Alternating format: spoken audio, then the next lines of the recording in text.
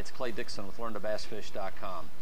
You know, because of my website and my blog that's primarily designed to help you be more successful in catching fish and teaching you different techniques and things like that, well, as a result of that and seminars that I do and training programs that I do, I get a lot of questions, and I thought it would be kind of fun and a little bit different on this particular posting to share with you some of those questions, because I'm sure, without no doubt about it, that many of you watching this now have exactly some of the very same questions. So hopefully we'll address something in the next few minutes that will you've always wanted to ask but maybe never got a chance to do.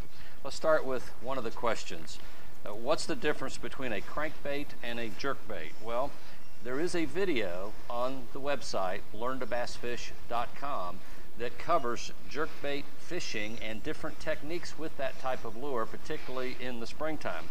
But the simple answer is, technically, there's really no difference. But as fishermen, because of the way we generally work these long, slender baits, we call them jerkbaits, because more times than not, that is exactly what we do when we work those baits. We jerk them with different cadences versus just simply reeling them in.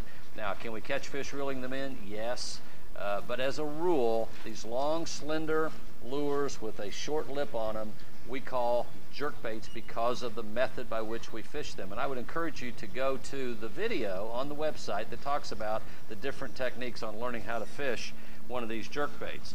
A crankbait, on the other hand, as a rule of thumb, you simply throw it out and crank it in. Yes, you do more than that. You stop and pause it, that sort of thing. But basically, you're not typically jerking them. You're throwing them out. The lure's designed to run usually at a certain depth, and you crank those back in without jerking it and without necessarily a lot of pauses. Now, there are several kind of crankbaits. You have a lipless crankbait, for example, that has no lip on it and can be fished virtually at any depth that you want to fish it. You have shallow running crankbaits, in this case a square bill, meaning that the bill that makes the lure dive is actually square and not rounded, and this is a great bait for bringing it through, for example, any kind of cover, trees, brush, that sort of thing. It will actually bounce off of those better than the rounded bill will, and these will run anywhere from a foot down to 4, 5, 6 feet of water.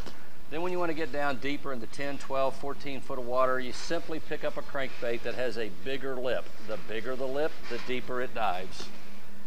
And finally, you can go clear up to a really big time Magnum crankbait, like this 10XD, for example, which runs up to 25 feet deep in the right set of circumstances with the right equipment. So you can go anywhere from shallow water with a crankbait to 30 foot of water with a crankbait. But the difference is, typically you're throwing these out and cranking them in. A jerkbait, you're throwing it out and you're usually fishing in 5 or 6 foot of water or less, and the name of it is jerkbait for a reason, because that's how we usually fish it, by jerking it. How do you determine when you've had enough line on your reel? Well, the answer is about a 1/16 to an 1/8 of an inch. Never fill it all the way to the top of the spool. I don't care if it's bait casting or spinning. That's going to create a lot of problems for you that you don't need out on the water. Only go up to about an 1/8 of an inch from the top of the spool and you'll be fine. There are several videos on my website, LearnToBassFish.com, that deal with putting line on both spinning, spin cast, and bait casting reels. I really encourage you to go look at those, particularly the two that deal with putting line on a spinning reel, helping you keep those loops and those backlashes out of it. How do you choose a color for a bait to use? Well, you know, that's a broad question. It's can become more complex than probably what it should be. There are a couple of factors that go into choosing the right lure color. Number one is water clarity. How clear is the water? In my view, a simple way to look at it is, the clearer the water is, the more clear, the deeper you can see in that body of water, the more natural colored lures that you want to use. Shad, crawdad colors, that bluegill colors, that type of thing, to match their forage, whatever they feed on, and mostly feed on in that body of water that you're fishing, whether it's a pond or a big reservoir. So the cleaner, clearer the water, the deeper I can see, the more that I'm going to go to natural colors. The darker the stained water is going to be, the more I go to darker colors. If I'm fishing something like a plastic worm or a jig, I want something that silhouettes in that darker water, and dark colors silhouette better. If I'm throwing a crankbait, on the other hand, I'm going to go to more brighter colors, like a chartreuse, for example, so that whatever light might be penetrating that water is going to make this lure much more visible to that fish. So clear water, I'm looking at natural colors. The darker the water gets, the darker the colors. With the exception of crankbaits, I like to throw bright colored crankbaits in dark water.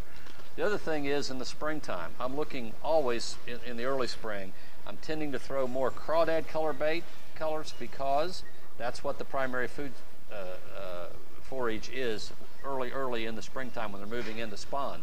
Now that changes as the spawn finishes and most of the fish move out into deeper water. Shad typically become the #1 food source. So now I get away from that color of lure, the crawdad color lure. I tend to go more with shad colored lures. Now, that said, there are some bodies of water, for example, Table Rock, Lake of the Ozarks, some of those lakes in the Midwest, and really all over the country, that have a color that is conducive to that body of water, that stands out above all other colors. Now, why is that? I don't really know, and it doesn't really matter at the end of the day. I don't need, that's a class I don't need to attend. I mean, at the end of the day, if there's a colored lure on a particular body of water that tends to be the favorite, most successful color, then that's the color that I'm going to go with. There's no sense in, trying to force feed something to the fish if the fish themselves over time on a certain body of water have told us, no, these are the color preferences that I like and the ones that I'll hit, then those are the ones I'm going to stick with as well.